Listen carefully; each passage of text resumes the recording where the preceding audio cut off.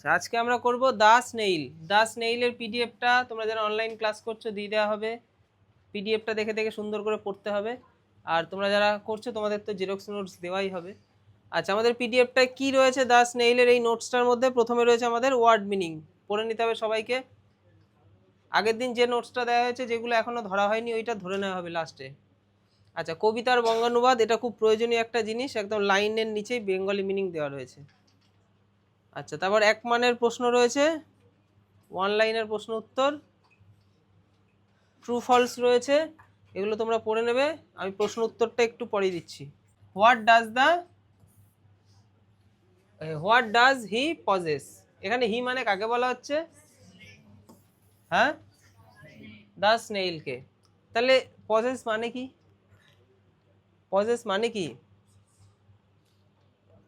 মানে তার নিজের সম্বল, মানে যেটার উপর সে অধিকার ফলাতে পারে।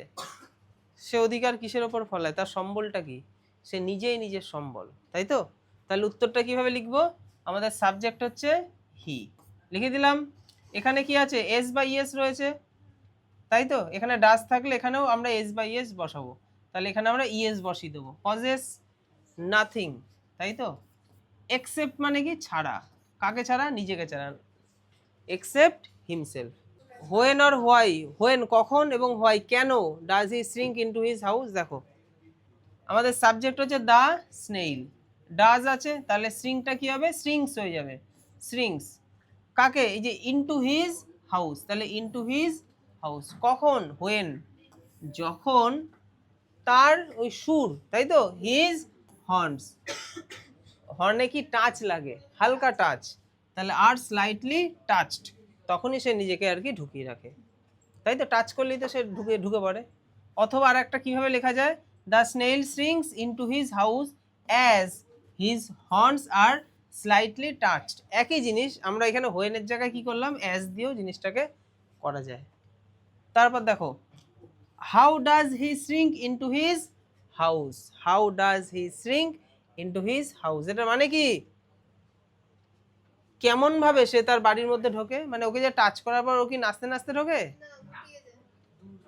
দুঃখী, তার মনটা কেমন হয় তখন? বিরক্তির সুরে সে ঢোকে, ধূত ছাতা আবার ঢুকতে হবে, এরকম ব্যাপার। ধূত ছাতা, ঢোকা ছাড়া তার উপায় নেই, তাকে ঢুকতেই হবে, বিরক্তির সাথে ঢোকে আর কি। তো আমরা নর্মালি যদি তাকে টাচ করি, সে বিরক্ত হয়। আচ্ছা, তাহলে আমাদের সাবজেক্ট হচ্ছে হি। আচ্ছা, তারপরে আমাদের এখানে ডাজ আছে, ডাজ থাকলে কি হবে? শ্রিঙ্কটা শ্রিঙ্কস হয়ে যাবে, তাহলে shrinks into his house, into his house, এটুকু প্রশ্ন থেকে হলো। আচ্ছা, তারপরে এখানে এটা আমাদের টেক্সটে রয়েছে, তাই তো? With much displeasure, displeasure, displeasure মানে প্লেজার নেই, প্লেজার মানে আনন্দ, ডিসপ্লেজার মানে প্লেজার নেই, মানে নিরাশা বা হতাশা। What does the snail stick close two, what does the snail stick close two, কি হবে এটার উত্তর? প্রশ্নটা মানে কি? কোথায় কোথায় সে নিজেকে আটকে রাখে, মানে কোথায় দিয়ে সে তার হাঁটা চলার জায়গাটা। দেখো আমাদের সাবজেক্ট হচ্ছে দা স্নেইল, হলো। আচ্ছা, ডাজ আছে, ডাজ থাকলে স্টিকটা কি হয়ে যাবে? স্টিক্স, তাই তো? আচ্ছা, এবার দেখো আমাদের উত্তর লিখবো ক্লোজ টু, ক্লোজ টু দিয়ে এবার উত্তর, এখান থেকে এটুকু উত্তর। কোথায়? একটা হচ্ছে গ্রাস, অথবা লিফ, অথবা ফ্রুট, অথবা ওয়াল, দেওয়াল, এই সমস্ত জিনিসের মধ্যে সে আটকে থাকে। টেক্সটটা সে তারা যারা খুব ভালো মতো বুঝেছে তাদের কাছে এগুলো সহজ। With hmm is the life of the snail compared, তাহলে শামুকের, শামুকের জীবনটা কার সাথে তুলনা করা আছে? কার সাথে? সন্ন্যাসী, সন্ন্যাসীর মতো তার জীবন। সন্ন্যাসী যেমন একা থাকতে পছন্দ করে, শামুকও ঠিক তাই। তাহলে আমাদের সাবজেক্ট হচ্ছে the life of the snail, এইটুকু হচ্ছে সাবজেক্ট, সাবজেক্টিভ ফ্রেজ।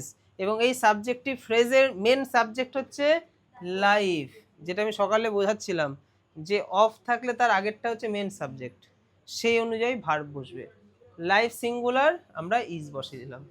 আচ্ছা, তারপরে কম্পেয়ার্ড আছে, তুলনা করা আছে। কম্পেয়ার্ড কার সাথে? কারোর সাথে তুলনা করা হলে উইথ বসে, তারপরে তার নামটা লিখে দেবো, with the hermit. What does not the snail fair, what does not the snail fair. আচ্ছা, কিসের সে ভয় পায় না? সে পড়ে যাওয়ার ভয় পায় না। কনফিডেন্স তার মধ্যে কাজ করে। আমাদের মধ্যে কনফিডেন্স কাজ করলে আমরাও দেয়ালে উঠতে পারবো। কনফিডেন্স দেখিস না, হনুমান যখন লাফ দেয় কতটা কনফিডেন্স, একটা এই বাড়ির ছাদ থেকে ওই বাড়ির ছাদে চলে গেল। তুই পারবি? তোর যদি ক্ষমতাও দেয় ভগবান, তুই পারবি? তবুও পারবি না। কনফিডেন্স চাই। আমি তো দেখি হনুমানরা এই এই রাস্তার এপারের বাড়ি থেকে ওই পারের বাড়িতে লাফ দেয়, কনফিডেন্স। আচ্ছা, তাহলে আমাদের সাবজেক্ট হচ্ছে দা স্নেইল, দা স্নেইল। এখানে কি আছে? ডাজ নট, তাই তো? তাহলে আমরা প্রশ্নের লাইন মানে উত্তরটা তো আমাদের নেগেটিভ ভাবেই লিখতে হবে।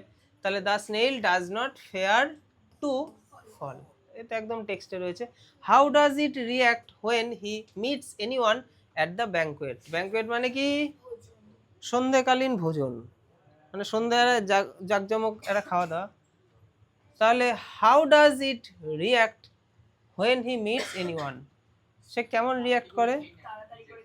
তাড়াতাড়ি খেয়ে নেয়। সে চাই না কাউকে, তাই না? আমরা যেমন কাউকে চাই। তাহলে আমাদের সাবজেক্ট হচ্ছে কি? দা স্নেইল। এখানে প্রশ্নে তো নেই,